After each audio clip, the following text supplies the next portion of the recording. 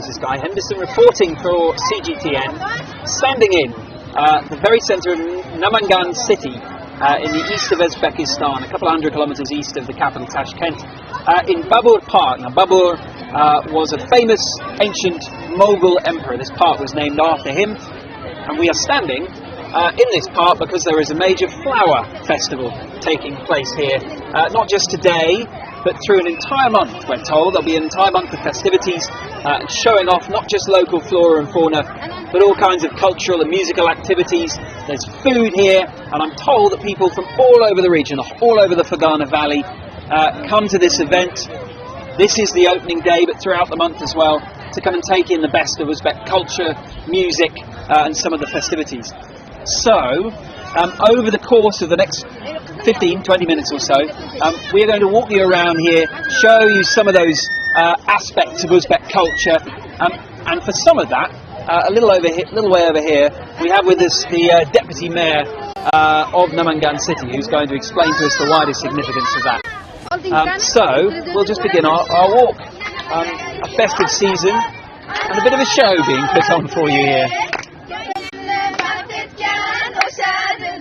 So this is a group of young lawyers we were talking to earlier, who are now singing a traditional Uzbek song for us. This is just the start, I can tell you.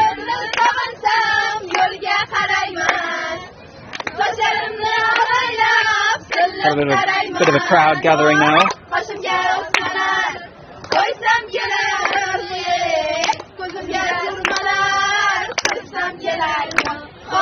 Okay. So, as these ladies are singing, perhaps we can just introduce the Deputy Governor, and I think we won't leave these ladies, so they'll sing and stuff. Okay, let me just come around this way. Right, you're going to come around this way. Thank you very much indeed. Thank you.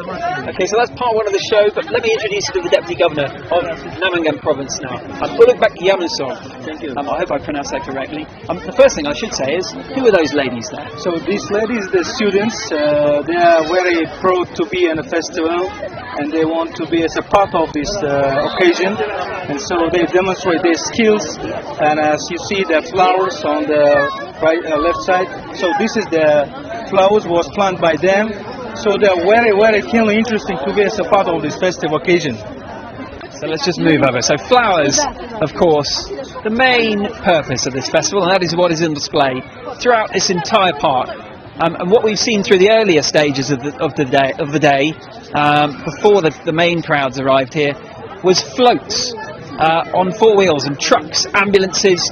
We saw a combine harvester, various cars and trucks, and all of them were covered in flowers. And I think it is a real tradition here.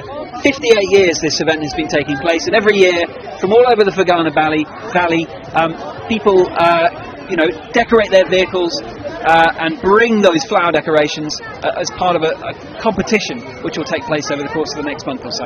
So we are lucky enough to have the Deputy Governor at our disposal. We are going to walk around the festival here and just talk to him about what we're seeing and also some of the broader significance of this event and the changes taking place in this region and across Uzbekistan. Let's start right at the beginning then. This is the 58th year this event has taken place. What's it been all about? So traditionally, the Namangan city is well known by its flowers, and a lot of companies are trying to plant the flowers, and now the Namangan positioning itself as a center for floriculture. And so this kind of occasion is unite all enterprise, their skills, and so nowadays this is the first time when the Namangan city is becoming as a host of internationally the occasion on international level. So we think that on the next year this festival will invite more and more people from all over the world, and they will also have an opportunity to see the colorful traditional event staying in Namangan, and they will be happy to be there. So what I'll probably do is just give the viewers a sort of very brief, potted recent history of the economics of this region, as I understand it. And do correct me if I'm wrong here, but you had the end of the Soviet Union in the early 1990s, a period where many parts of industry were A, geared towards the Soviet Union, and B, because they were sort of monopolised and state-backed, some of those industries collapsed and did not do terribly well. What is happening now to those industries? So it's it's not so easy to give you a brief information, but what I can say that. But just in terms of the recent changes happening now for the economy. So the happening, let me concentrate on economy of Namangan, because nowadays that Namangan is one of the free of regions in Fergana Valley, where the 2.6 million people are living. And it's the most populous part of Central Asia, is that right? Yes, one of the region with the high density of population. To keep up with our cameraman here. Now, yes, and Namangan is well known by its textile industry, and at the present time, the economical growth of the region is developing very in positive way, and a lot of companies, a lot of small and medium enterprises are trying to open their companies and to contribute their effort for industrial, economic and investment potential of the region. And another part, we are starting to realize the projects relating to establishing of small industry zones. And for the first time, the administration of Namangan district are using their, let's say, the concepts of creating of clusters. And so by this way, we are trying to provide the best investment and business climate for enterprise. And of course, the big opportunity in my region is concentrate on tourism sector, and especially the districts like Yangi Kurgan, Kasansai, in the mountain, the mountain area have a big potential for developing their recreational business.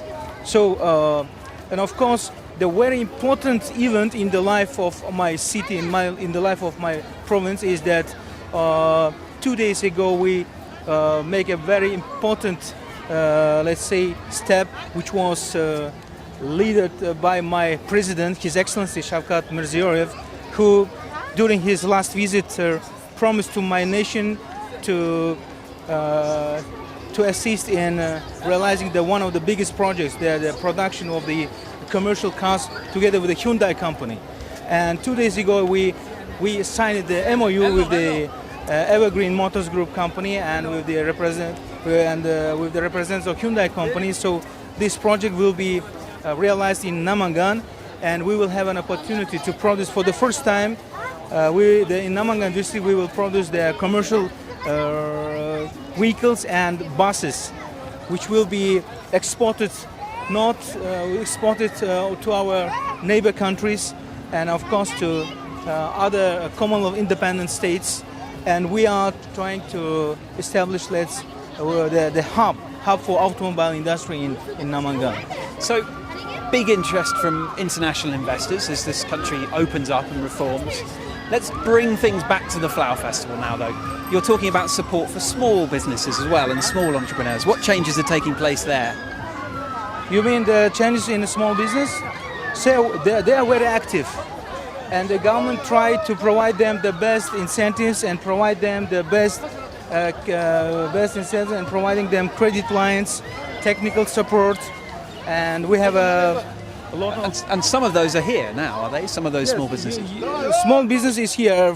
Most of them is the companies which who is doing business in floriculture business.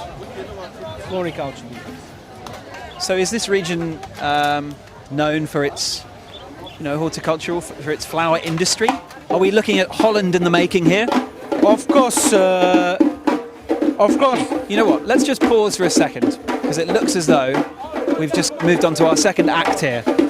So let's just give you an idea of what we're looking at here, and just take in the pictures and the festivities and the very best of Uzbek culture. Okay, I'll just ask the Deputy Governor to come through here. Thank you.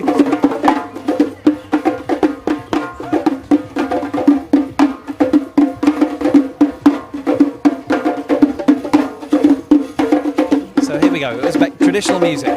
This is just one example. These are sort of these small groups of young people sort of dotted throughout this event in the main park. And I'm just getting a bit of info about what this is. A traditional instrument called? It's called doira, traditional Uzbek drum instrument.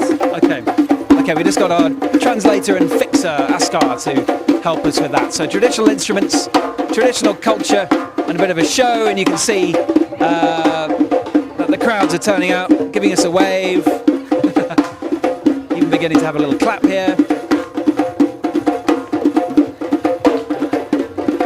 So what do you know about this traditional instrument? Is this from this region? Yes, it's a very popular. Let's ask the master of the leader. This is doira. The name is doira, so it's very popular in Uzbekistan and a lot of regions. So this is one of the important part of any event. So for special occasions. Yes, and special occasions, in all occasions, even in wedding, in any party celebration. So this is the important part of any music program. So how about this question then? This has not been a region that has always been particularly easy or accessible to tourists. What's happening now in the tourist industry to encourage people to come? Oh, you are, Mr. Henderson. You are right. There is a big changes in the industry of tourism. You know, for the first time this year, we in Uzbekistan, our president has signed several important resolutions and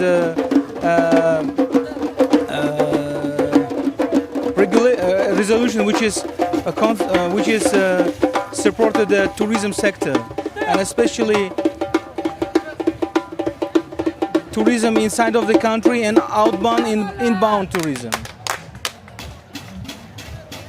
On to the next act.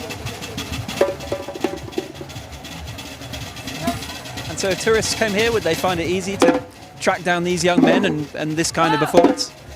Yes, because now every district of Namangan is unique, and if the tourists are interested to visit us, he can easily found the guys who can demonstrate this traditional music. I particularly like their gold boots. What? Particularly like their gold boots.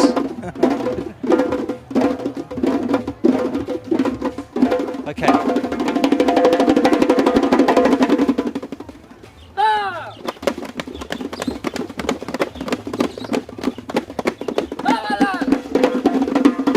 What we could do, cameraman Idol, is we spin slowly around. We've got our next act here, and we'll just keep walking until we run out of steam. Let's see what we find. So we'll keep chatting, but we're just going to break in to the pictures and look at some of the local dances as well. Okay. Here we go.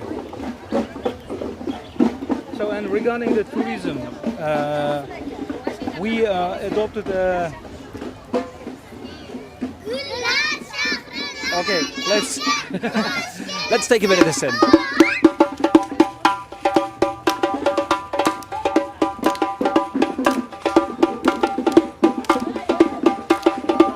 You wouldn't believe these young girls, 6 to 8 years old, and they are called the perfect generation. So there you go. An optimistic, smiling young group, having fun. The traditional drums are out again, singing and dancing, and the crowds are still here in numbers. In fact, there's been quite a build-up as this little show has begun. Sort of at least 100 people gathered around to watch this performance. No sign of nerves amongst these young ladies and young girls. Look like they're having a pretty good time.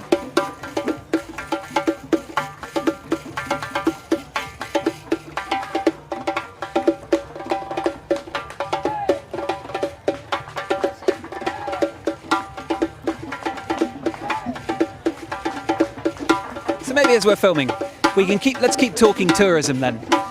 You were talking about the changes taking place in the tourism industry here. Yes, we did a lot for liberalization of visa region, And so nowadays, for example, the citizens of the 7 countries can visit our country without a visa, and of course, and a lot of countries has a more easy, let's say, for them we provide the more easy way of issuing a visa. I mean, by our embassies abroad, and we of course have a special programs for developing the tourism sector. And especially now the government is concentrate on developing of internal tourism as well as the inbound tourism also, because we see there a lot of potential inside of the country, because the people have opportunity to visit the other regions and to see the historical heritage, and now they are making a big contribution for developing of tourism sector. And another part, we're providing the big assistance for the companies who want to establish or develop the infrastructure. I mean, their hotels, let's say campings and such kind of infrastructure. We're providing for them credit lines and helping to solve their issues related for speed up, in order to speed up their projects. I wonder if I might ask you to find out a little bit more about what's going on here. Do you think we might just ask these ladies what's happening here?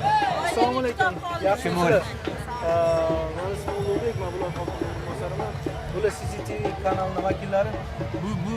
Bu hozirgi mana shu kitobxonlik, mana shu kitoblar bilan mana shu hozirgi bo'layotgan prezidentimiz qarorlaridan oilaviy kitobxonlarni tashkil qilganmiz.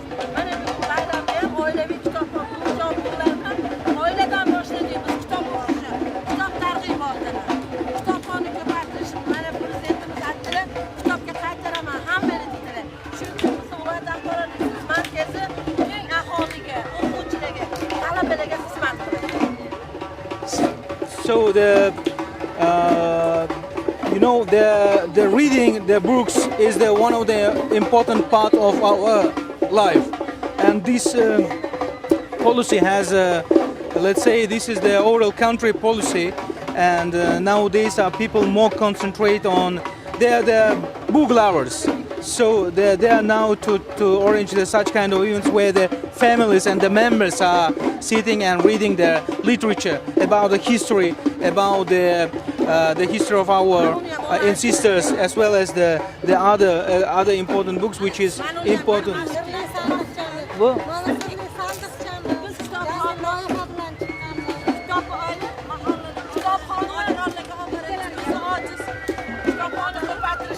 So we moved a little away from flowers now, but interesting nonetheless.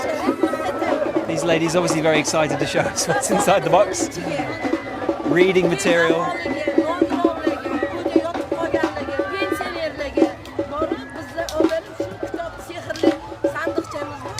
I think we're talking about education here. Changes taking place in education. Just bear with us a sec, we'll get our translations in a minute.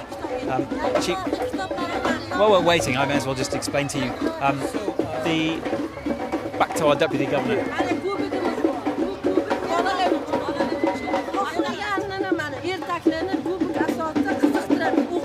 So they're now explaining the initiative. You know, in our culture in Uzbekistan, we take care about the people, disabled people, who cannot move or who cannot, let's say, have some disabled people. So they're saying that this is one of the social projects, which means the miracle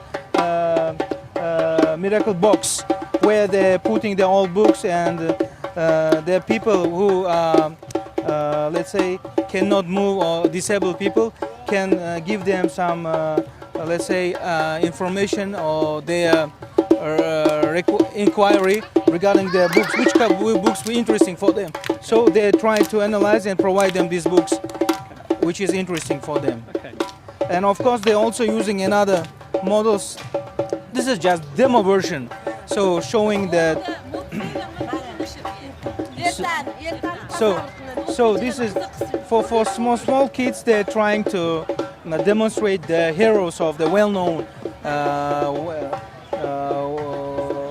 well-known books and which give them some, let's say, the visual effect. Okay, now everyone's getting together.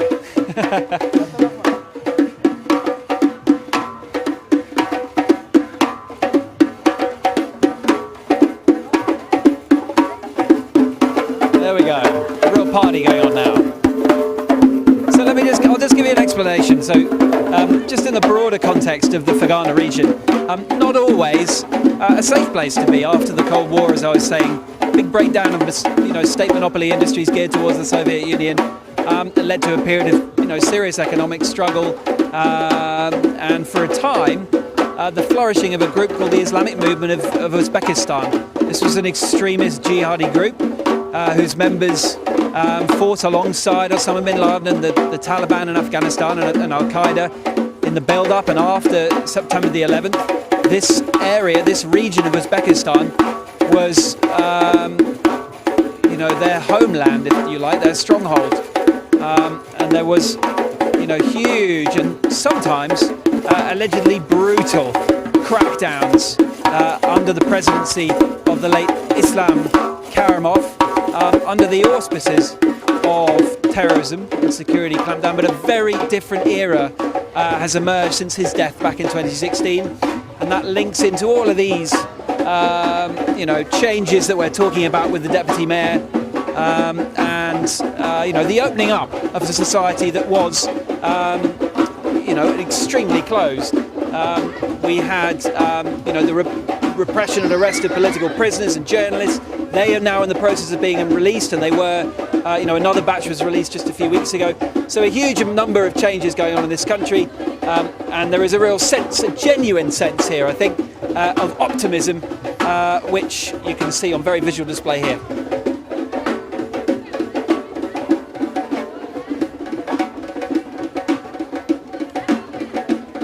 So we'll wrap it up there. The Flower Festival in the heart of the Fergana Valley. This is Guy Henderson reporting from the east of Uzbekistan, and we'll leave you with the Perfect Generation just finishing their performance.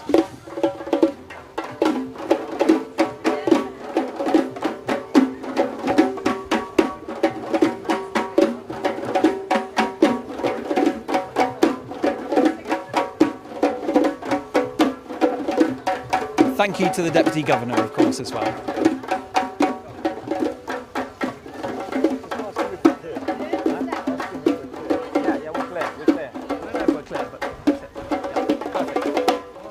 All right.